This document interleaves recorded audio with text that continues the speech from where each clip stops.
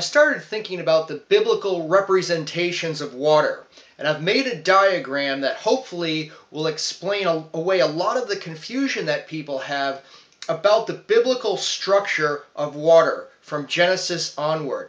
Let's check out the diagram. All right, here's an original diagram showing the structure of water in the Bible.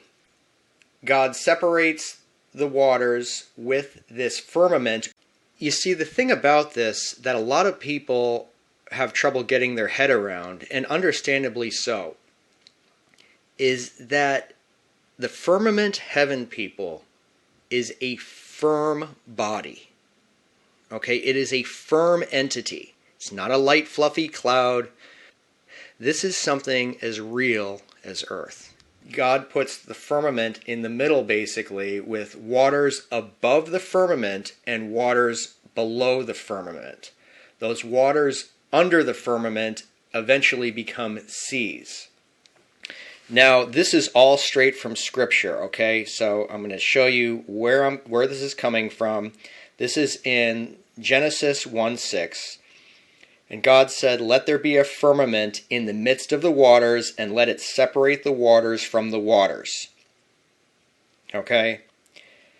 God made the firmament and separated the waters which were under the firmament. Again, those are going to become seas, from the waters which were above the firmament, and it was so. And God called the firmament heaven. Okay, people?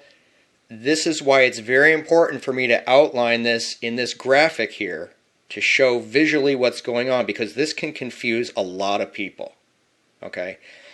Genesis 1:9. God said, "Let the waters under the heavens be gathered together into one place, and let the dry land appear." And it was so.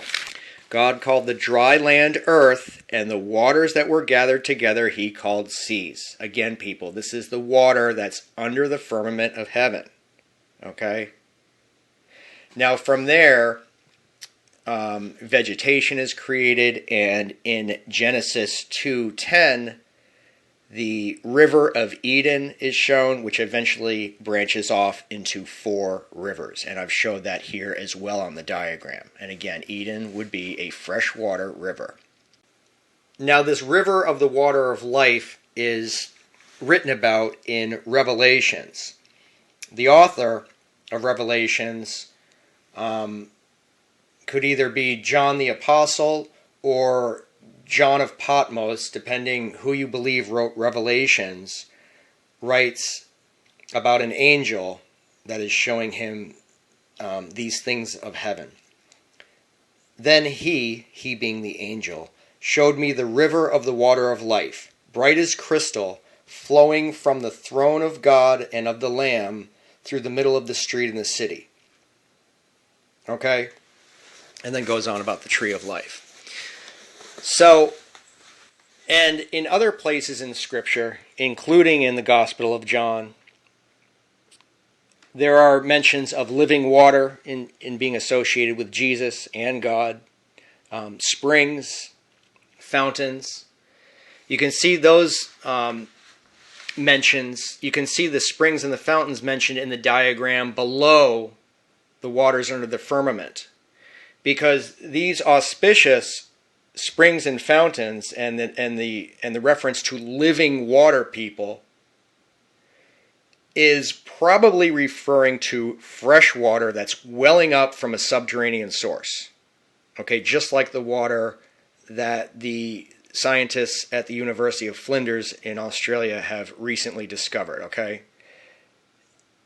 To me, it seems like that those representations of biblical living water, springs, are those subterranean sources, are going to be fresh water that have seeped somehow under the seas, under the saltwater saline seas.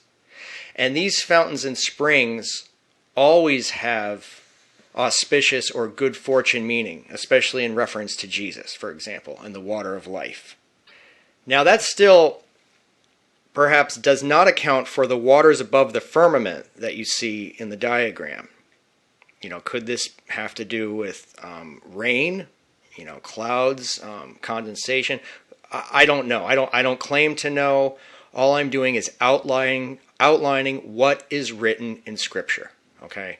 That is up for you to interpret. So the fountains, the springs, the water of life, these representations are usually auspicious, are usually of good fortune in the Bible, whether being in reference to everlasting life, whether being in reference to Jesus, or perhaps the heavenly river, the river of the water of life.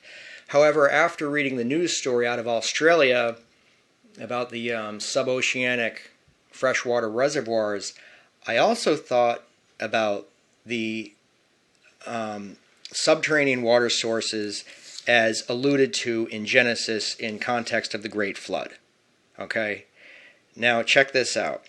In Genesis 7:11, we have in the 600th year of Noah's life, in the second month, on the 17th day of the month, and on that day, all the fountains of the great deep burst forth. Are you hearing that, people? All the fountains of the great deep burst forth, and the windows of heaven were opened. Okay. Now, could those fountains be in reference to the freshwater fountains later referred to in the New Testament as being auspicious, or do the fountains have to do with the seas, with the oceans? The annotations of my New Oxford Annotated Bible, it's the Revised Standard Version. The annotators mention in that passage that this upsurging of the fountains of the great deep, or the subterranean watery chaos, as is first mentioned in the first lines of Genesis, the earth was without form and void, and darkness was upon the face of the deep, is very interesting, people, because what we have here, it seems to me, in the reference of the fountain, would be fresh water welling up and adding to the flood of the great flood of Genesis. However, it could be metaphorical, referring to, the original watery chaos, where darkness was upon the face of the deep. It's hard to tell. I would like to hear your comments on this subject. Now, to continue in the great flood, in Genesis 8, Noah's on his ark with his animals, and, God sparing Noah. God remembered Noah and all the beasts and all the cattle that were with him in the ark. And God made a wind blow over the earth, and the waters subsided. The fountains of the deep and the windows of the heavens were closed, and the rain from the heavens was restrained, and the waters receded from the earth continually. So what we have there again is that reference the second time to fountains, people. Okay, that's more than coincidence here. In my interpretation, that is coming from a subterranean freshwater source. Okay, so when you read in the news that there is 100 times more fresh water, suboceanic reservoirs in many different continents, including North America, including China, Australia, South Africa. These huge sources of fresh and brackish water, people, can also be a destructive force if they well up under pressure, welling up through the Earth's crust as fountains, almost in a volcanic or an artesianal, you think about an artesian well, welling up and flooding the Earth, along with the heavens and the rains opening up from above. But what you have here, people, is basically a 1-2 punch, okay? Thanks for watching. I hope this helps some of you understand the biblical representation and structure of water. Would be great to hear your comments.